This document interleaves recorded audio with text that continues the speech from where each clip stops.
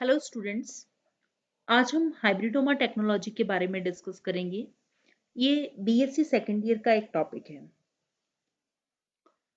Hybridoma technology and production of monoclonal antibodies.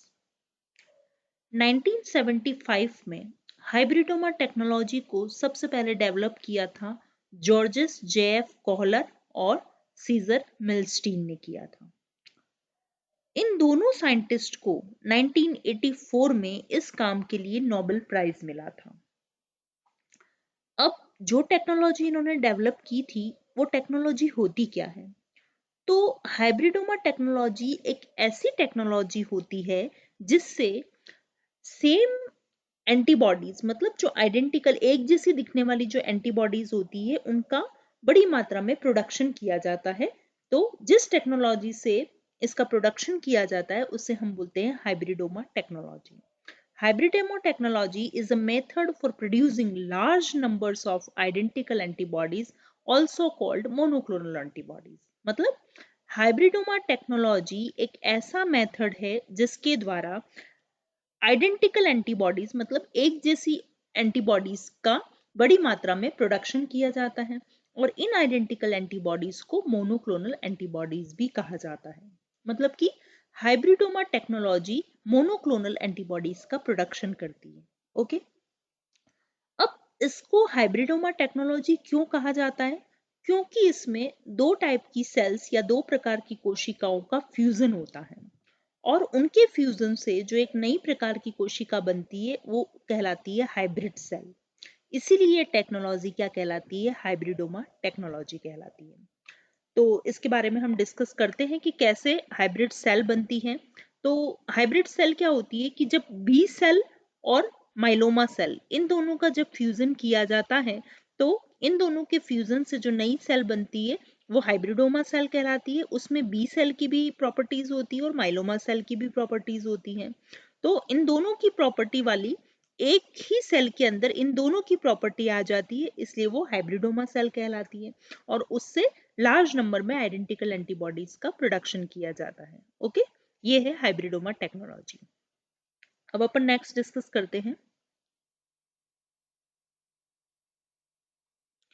अब हम यहाँ पर बात करते हैं जो हाइब्रिडोमा टेक्नोलॉजी है उससे क्या होता है कि लार्ज नंबर में मोनोक्लोनल एंटीबॉडीज का प्रोडक्शन किया जाता है किसी पर्टिकुलर एंटीजन के अगेंस्ट में। ठीक है, तो जैसे अपन मानते हैं कि ये कोई पर्टिकुलर एंटीजन है, इस एंटीजन के अगेंस्ट एंटीबॉडीज का प्रोडक्शन हो रहा है। तो किसी पर्टिकुलर एंटीजन के लिए लार्ज नंबर में आइडेंटिकल एंटीबॉडीज का जो प्रोडक्शन होता है, तो जिस टेक्नोलॉजी के माध्यम से वो किया जाता है उसे हम क्या बोलते हैं? हाइब्रिडोमा टेक्नोलॉजी कहते हैं। तो ये जो एंटीबॉडीज होती है वो क्या कहलाती है? Monoclonal antibodies. इसे हम बोलते हैं मोनोक्लोनल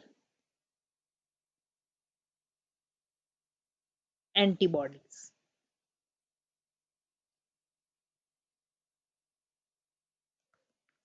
मोनोक्लोनल एंटीबॉडीज का जो प्रोडक्शन है वो स्पेसिफिक टाइप की डब्ल्यूबीसी सेल से होता है। अब जैसे अपन यहाँ देखते हैं कि जो मोनोक्लोनल एंटीबॉडीज होती हैं, मोनोक्लोनल एंटीबॉडीज, इन मोनोक्लोनल एंटीबॉडीज का प्रोडक्शन एक स्पेसिफिक टाइप की डब्ल्यूबीसी सेल से होता है। इस डब्ल्यूबीसी सेल को हम बोलते हैं प्लाज्मा सेल्स। क्लियर? इसको हम क्या बोल रहे हैं? प्लाज्मा सेल बोल रहे हैं।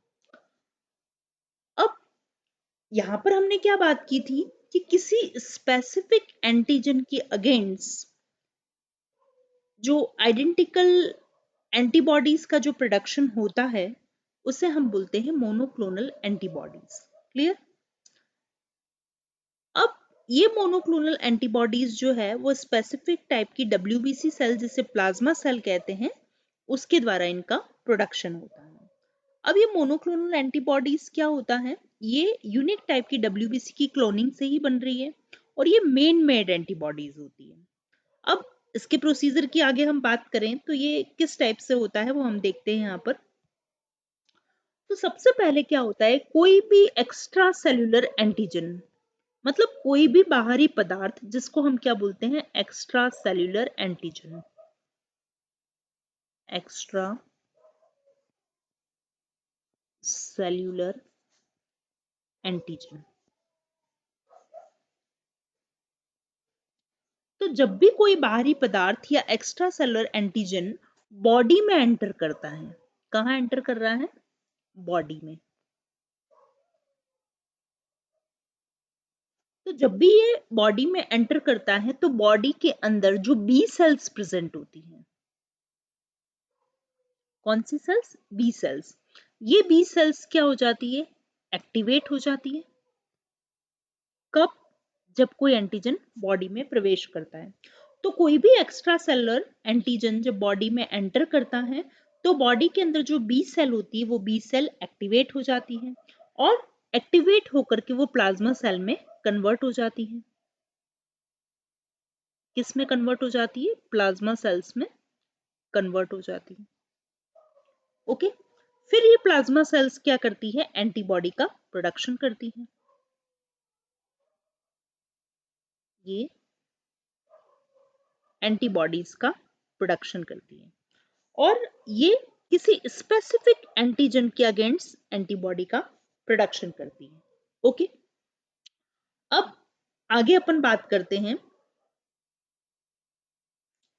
कि जैसे कोई एंटीजन, कोई भी पर्टिकुलर एंटीजन है, ये हुआ एंटीजन, 1 मिनट, ये है एंटीजन।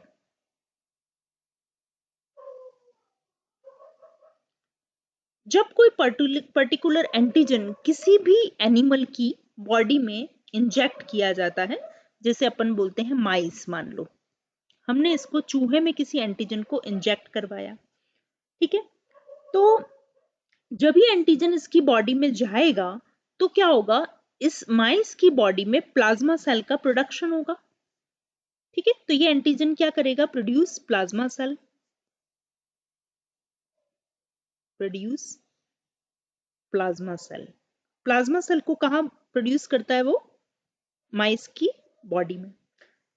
ये प्लाज्मा सेल का प्रोडक्शन क्यों हुआ है, क्योंकि एंटीजन उसकी बॉडी में एंटर किया है।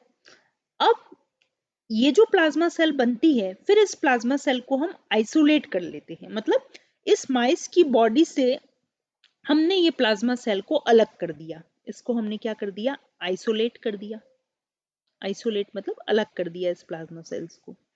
अब इसको एक आर्टिफिशियल मीडियम में हमने कल्चर किया। अब जैसे मान लो ये प्लाज्मा सेल है, ठीक है, इसको हमने अलग कर दिया।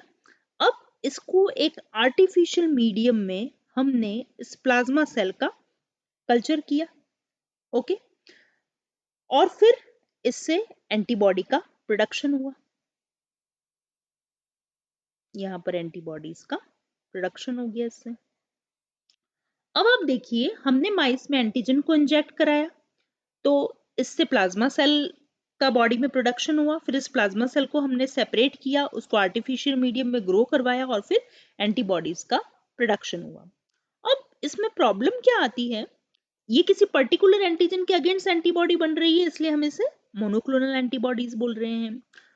लेकिन मेन प्रॉब्लम इसमें क्या होती है कि जो प्लाज्मा सेल होती है उसका लाइफ स्पान जो होता है वो बहुत ही शॉर्ट होता है, कुछ वीक से लगा करके मंथ तक का ही होता है। तो यहाँ पर क्या हो रहा है कि दो चीज हो रही है, एक तो जो प्लाज्मा सेल है उसका लाइफ स्पान शॉर्ट है, तो उसके लिए क्या सॉल्यूशन निकाला जाए, तो उसके लिए हम क्या करते हैं, तो यहाँ पर अपन क्या करते हैं, यहाँ लेते हैं प्लाज्मा सेल जो हमने माइस से सेपरेट किए, ये है प्लाज्मा सेल, इस प्लाज्मा सेल को हमने माइस से सेपरेट किया है। इसका क्या है, शॉर्ट लाइफ स्पान है, शॉर्ट लाइफ स्पान है, और इसकी एक मेन प्रॉपर्टी क्या है, ये एंटीबॉडीज का प्रोडक्शन करती है,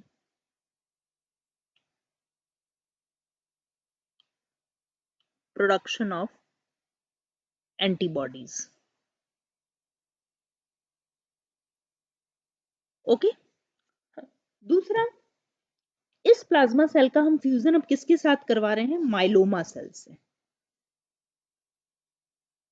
माइलोमा सेल, ये माइलोमा सेल जो है वो कैंसरस सेल है, कैंसर सेल होती है ये।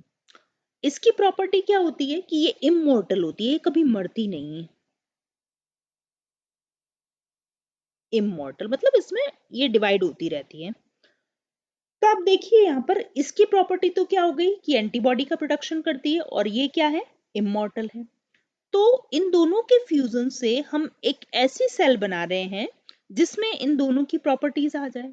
अब इसका शॉर्ट लाइफ स्पैन है और ये इमॉर्टल है, तो अगर इन दोनों को अपन फ्यूज करवा देंगे तो इसकी प्रॉपर्टी इसमें आ जाएगी, तो ये भी इमॉर्टल हो जाएगी। तो इन दोनों का हम फ्यूजन करवाते हैं। किसका? प्लाज्मा सेल का। किसका फ्यूजन करवाया हमने? प्लाज्मा सेल का और माइलोमा सेल का फ्यूजन करवाया। अब यहां जो सेल बनती है उसको हम क्या बोलते हैं? Hybridoma cell.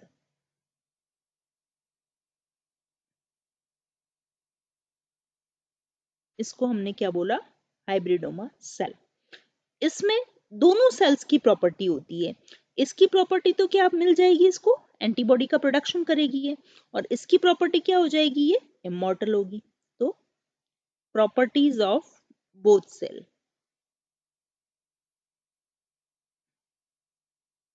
इन दोनों सेल्स की प्रॉपर्टी इसके अंदर आ जाएगी। ओके, अब प्रोसीजर जो है उसको हम यहां पर आगे डिस्कस करते हैं। अब इसमें हो क्या रहा है? सबसे पहले अपन ने क्या किया कि जैसे मान लो ये माइस है, ये चूहा है। ओके, इस चूहे की बॉडी में हमने किसी एंटीजन को अंदर की तरफ इंजेक्ट करवाया है, और ये इंट्रावीनस कराया, मतलब डायरेक्ट इसके ब्लड में हमने किसी एंटीजन को डाल दिया है।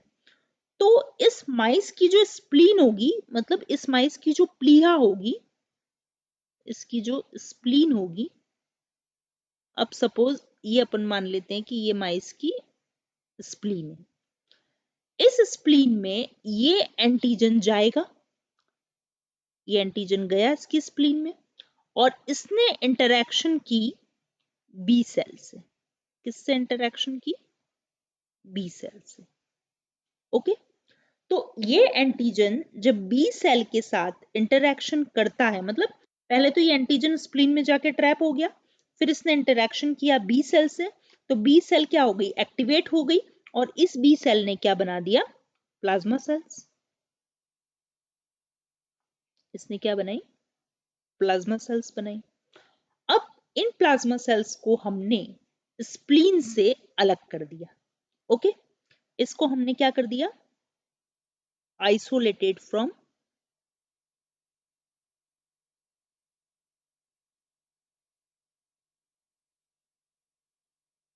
स्प्लीन। तो सबसे पहले क्या हुआ? माइस में हमने एंटीजन को इंजेक्ट करवाया, तो ये एंटीजन कहाँ चला गया? स्प्लीन में गया। स्प्लीन में इस एंटीजन ने बी सेल के साथ में इंटरेक्शन की, तो बी सेल एक्टिवेट हो गई और उसने प्लाज्मा सेल बना दी। अब ये प्लाज्मा सेल बनी कहाँ है? स्प्लीन में ही बनी है। इस स्प्लीन से इस प्लाज्मा सेल को हमने अलग करवा दिया। ओके, अब ये प्लाज्मा सेल स्प्लीन से अलग हो गई। फिर जैसे देखिए, ये माइस की बॉडी से हमने प्लाज्मा सेल को अलग कर दिया स्प्लीन से। अब इस प्लाज्मा सेल का अब क्या हो गई? ये तो हो गई माइस की प्लाज्मा सेल, और ये हो गई माइलोमा सेल जो कैंसरस सेल है। तो प्लाज्मा सेल और माइलोमा सेल, इन दोनों का फ्यूजन करवाया। फ्यूजन किसके द्वारा कराया जाता है? इनका पीईजी के द्वारा। पीईजी क्या होता है? पोली इथाइलिन ग्लाइकोल। ठीक है, तो पोली इथाइलिन ग्लाइकोल के द्वारा प्लाज्मा सेल और माइलोमा सेल जो है उनका फ्यूजन कराया जाता है, और कई बार इलेक्ट्रोपोरेशन के थ्रू भी इन दोनों का फ्यूजन कराया जाता है। ठीक है, जब इन दोनों सेल का फ्यूजन कराया जाता है तो 5 टाइप की सेल का प्रोडक्शन होता है। कौन कौन सी होती है? एक तो होती है फ्यूज्ड प्लाज्मा। एक होएगी फ्यूज्ड प्लाज्मा और एक होती है फ्यूज्ड माइलोमा। Fused myeloma. एक होती है हाइब्रिडोमास। 1 मिनट, इसको हम ऐसे लिखेंगे तो आपको थोड़ा इजी अच्छा समझ में आएगा।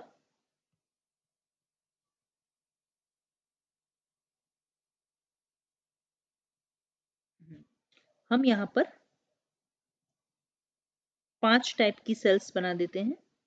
1 2 3 4 एंड 5। तो यहाँ तो हम क्या लिख देते हैं, फ्यूज्ड प्लाज्मा। मैं शॉर्ट में लिख देती हूँ फ्यूज्ड प्लाज्मा। यहाँ लिख देते हैं फ्यूज्ड माइलोमा। Fused myeloma. मैं इसको माइलोमा को एम लिख रही हूँ और प्लाज्मा को पी लिख रही हूँ। और यहाँ हो जाएगी हाइब्रिडोमास। ओके। और यहाँ हो जाएगी अनफ्यूज्ड प्लाज्मा और इधर हो जाएगी अनफ्यूज्ड माइलोमा। ओके।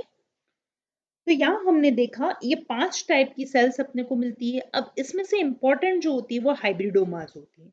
इस हाइब्रिडोमास का अपने को सिलेक्शन करना होता है कि किस टाइप से हाइब्रिडोमास को हम सेपरेट करते हैं और उसका सिलेक्शन करते हैं। तो इसको हम आगे डिस्कस करते हैं। अभी हाइब्रिडोमास का जो सिलेक्शन होता है, किसका, हाइब्रिडोमास का।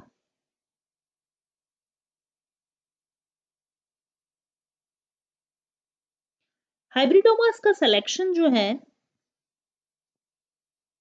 वो किया जाता है हैट मीडियम में। कौन से मीडियम में, हैट मीडियम में।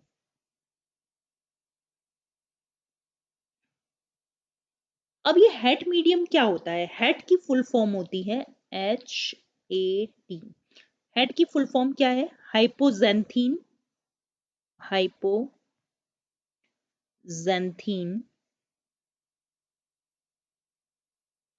एमिनोप्ट्यूरिन, एमिनोप्टेरिन और टी मतलब होता है थाइमिडीन।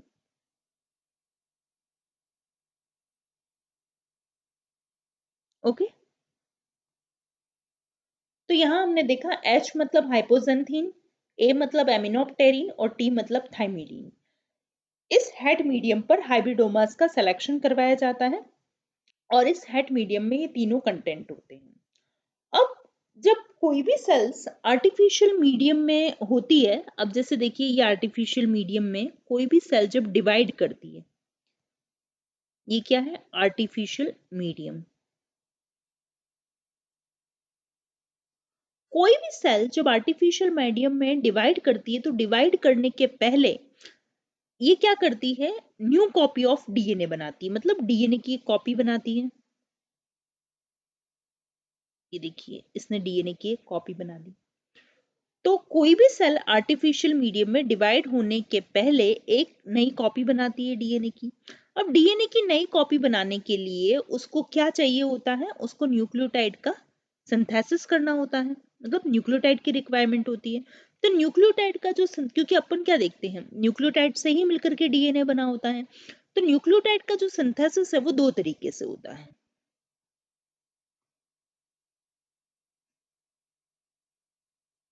जो न्यूक्लियोटाइड का सिंथेसिस होता है वो 2 तरीके से होता है। एक तो होता है साल्वेज पाथवे और दूसरा होता है de novo pathway. De novo pathway. Okay. अब हम दोनों पाथवे के बारे में यहाँ पर डिस्कस करेंगे कि साल्वेज पाथवे क्या होता है और डी नोवो पाथवे क्या होता है। ये दोनों ही न्यूक्लियोटाइड के सिंथेसिस के पाथवे हैं। ठीक है। तो अब अपन देखते हैं कि 2 टाइप का पाथवे जो है जो सिंथेसिस कर रहे हैं यहाँ पर। तो जो साल्वेज पाथवे होता है उसमें क्या होता है, जैसे कि अपन यहाँ बात करते हैं parts of old degraded nucleotides, degraded nucleotides.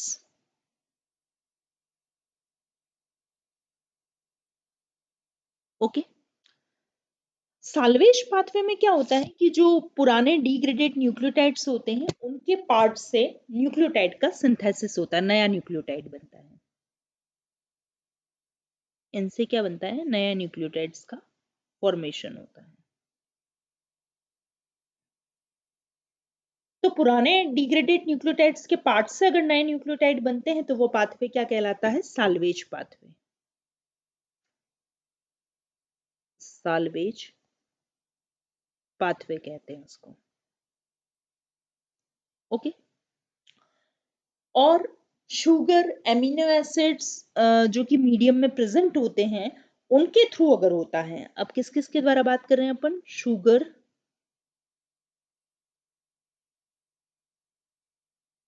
और एमिनो एसिड्स जो कि मीडियम में प्रेजेंट होते हैं, उनके द्वारा अगर न्यूक्लियोटाइड का सिंथेसिस होता है तो इस पाथवे को हम क्या बोलते हैं? De novo pathway.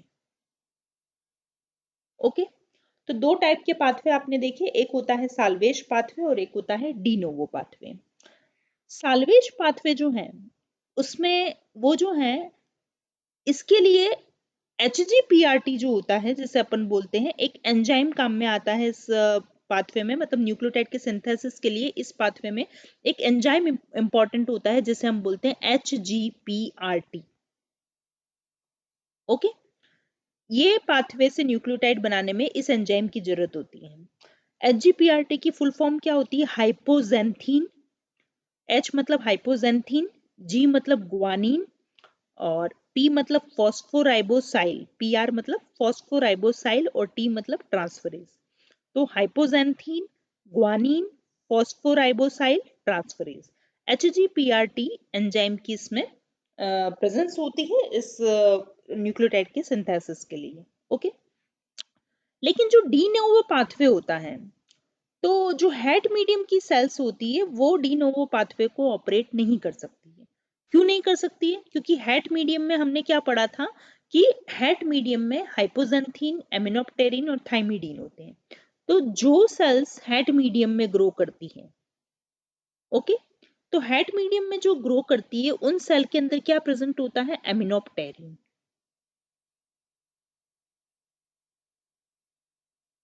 एमिनोप्टेरिन प्रेजेंट होता है।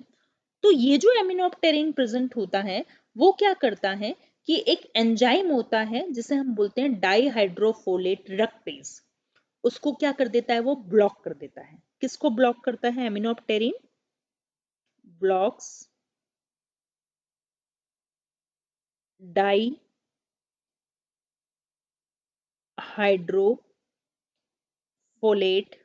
सॉरी,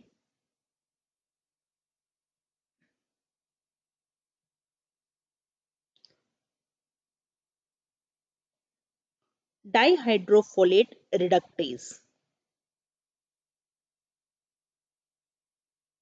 तो हम क्या बोल रहे हैं कि हेड मीडियम में जो सेल्स प्रेजेंट होती है वो सेल जो है वहां पर डी नोवो पाथवे नहीं यूज करती है।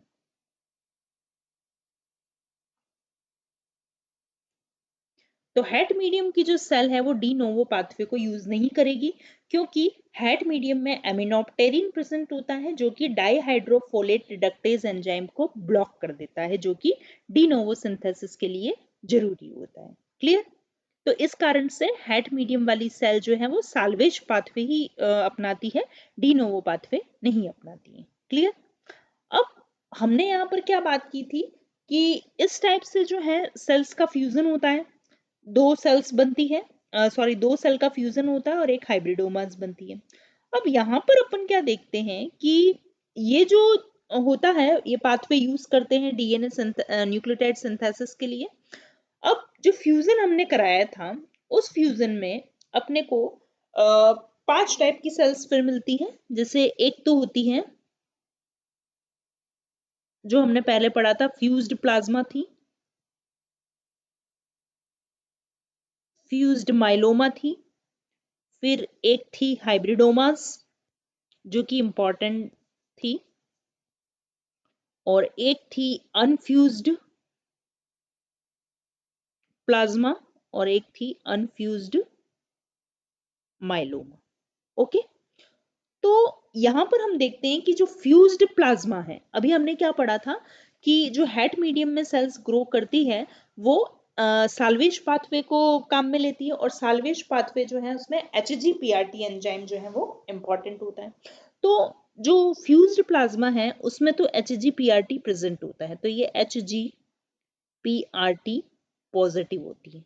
ओके, जबकि जो फ्यूज्ड माइलोमा है उसमें ये नहीं प्रेजेंट होता है HGPRT, और जो अनफ्यूज्ड प्लाज्मा है उसके अंदर भी HGPRT प्रेजेंट होता है, तो ये भी HGPRT पॉजिटिव हो गई। ओके, और अनफ्यूज्ड माइलोमा में भी HGPRT नहीं प्रेजेंट होता है, जबकि जो हाइब्रिडोमास होती है उसमें HGPRT प्लस होता है। क्लियर? अब हम क्या देखते हैं कि जो प्लाज्मा सेल होती है वो प्लाज्मा सेल तो HGPRT पॉजिटिव होती है, और माइलोमा सेल जो है वो HGPRT नेगेटिव होती है। लेकिन जब इन दोनों सेल्स का हमने फ्यूजन करवाया था, प्लाज्मा सेल और माइलोमा सेल का, तो जो हाइब्रिडोमा सेल्स बनी वो HGPRT पॉजिटिव बनी। ठीक है, तो यहाँ पर अपन क्या देख रहे हैं कि ये जो HGPRT पॉजिटिव है, लेकिन क्या है, प्लाज्मा सेल का शॉर्ट लाइफ स्पान होता है, शॉर्ट लाइफ स्पान है इसका। ओके, इसी टाइप से अपन इसकी भी बात करें तो इसका शॉर्ट लाइफ स्पान होता है, तो ये कुछ टाइम में इनकी डेथ हो जाती है। जबकि हाइब्रिडोमा सेल जो है वो HGPRT पॉजिटिव भी है, और साथ ही इसमें माइलोमा सेल की कौन सी प्रॉपर्टी है, ये इममॉर्टल है। इममॉर्टल होने के कारण ये इसकी डेथ नहीं होती है, और ये हेट मीडियम पर इजीली HGPRT पॉजिटिव सेल जो है वो ग्रो कर जाती है, तो ये हेट मीडियम पर ग्रो करेगी, कौन सी, HGPRT सेल्स ग्रो करेगी। तो कंटिन्यूस इनकी ग्रोथ होती रहती है और फिर इससे एंटीबॉडीज का प्रोडक्शन करवाया जाता है। ओके, और ये एंटीबॉडीज कौन सी होती है, मोनोक्लोनल एंटीबॉडीज होती है। तो ये पूरा हमने आज यहाँ पर हाइब्रिडोमा टेक्नोलॉजी के बारे में डिस्कस किया है। अब आगे हम देखते हैं यहाँ पर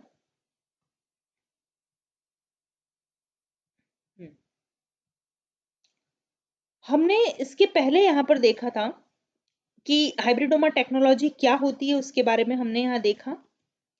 फिर इसके प्रोसीजर के बारे में सबसे पहले हमने एनिमल में एंटीजन को इंजेक्ट करवाया था, फिर हमने माइलोमा सेल को सेपरेट किया, फिर जो स्प्लीन सेल या बी सेल थी इसको माइलोमा सेल के साथ फ्यूज करवाया, फिर इसको हेट मीडियम पे इसका सिलेक्शन किया, हेट मीडियम का सिलेक्शन किया, हाइब्रिडोमा सेल को आइसोलेट किया और उसकी स्क्रीनिंग की, और फिर एंटीबॉडीज का प्रोडक्शन हुआ। तो देखिए, सबसे पहले एंटीजन इंजेक्ट करवाया, फिर जो बी सेल या स्प्लीन सेल है उनको अलग किया, फिर ट्यूमर सेल को अलग किया, फिर ट्यूमर सेल को और इसको दोनों को फ्यूज करवाया। इनको फ्यूज करवाया तो यहाँ पर हाइब्रिडोमास बने जिसमें दोनों प्रॉपर्टी है, ये एंटीबॉडी भी प्रोड्यूस करती है और साथ ही इमॉर्टल भी होती है। ठीक है, फिर इनकी स्क्रीनिंग करवाई जाती है, फिर ये इनकी क्लोनिंग होती है, एंटीबॉडी प्रोड्यूसिंग हाइब्रिडोमास जो हैं ये क्लोन हो जाते हैं, और फिर इनका क्लोनल एक्सपेंशन होता है और मोनोक्लोनल एंटीबॉडीज का प्रोडक्शन होता है। क्लियर? अब इनकी एप्लीकेशन क्या है, ये कहाँ कहाँ काम में ली जाती है हाइब्रिडोमा टेक्नोलॉजी, एक तो ABO ब्लड ग्रुप के आइडेंटिफिकेशन में काम में ली जाती है, और साथ ही मोनोक्लोनल के साथ में हार्मोन की असाइन के द्वारा, हार्मोन के आकलन के द्वारा प्रेगनेंसी का भी डिटेक्शन किया जाता है। और जो सिमिलर मॉलिक्यूल्स होते हैं जो बहुत एक जैसे दिखते हैं, उनके मिक्सचर में से किसी एक सब्सटेंस को सेपरेट करने में भी हाइब्रिडोमा टेक्नोलॉजी काम में ली जाती है। और ऑर्गन ट्रांसप्लांट के लिए, रिजेक्शन के लिए जो रिस्पॉन्सिबल होती है टी लिम्फोसाइट्स, उसके इनएक्टिवेशन में भी हाइब्रिडोमा टेक्नोलॉजी काम में ली जाती है। और बोन मेरो से जो ट्यूमर सेल होती है, कैंसरस सेल, उसके रिमूवल में भी हाइब्रिडोमा टेक्नोलॉजी काम में ली जाती है। साथ ही एक्यूट रीनल फेलियर, जब किडनी फेल हो जाती है तो उसके ट्रीटमेंट में भी हाइब्रिडोमा टेक्नोलॉजी काम में ली जाती है। और एंटीवीनम के प्रोडक्शन में, मतलब जैसे सांप के जहर के विरुद्ध जो बनाया जाता है एंटीवीनम, स्पाइडर के वीनम के विरुद्ध भी बनाया जाता है और बीस के वीनम के विरुद्ध भी बनाया जाता है। तो जो एंटीवीनम है उसको बनाने में भी हाइब्रिडोमा टेक्नोलॉजी हेल्पफुल होती है। तो ये सब हाइब्रिडोमा टेक्नोलॉजी की एप्लीकेशन है, और इसकी हमने स्टेप्स के बारे में भी इस पूरे लेक्चर में डिस्कस किया है। आई होप कि आपको समझ में आया। Thank you.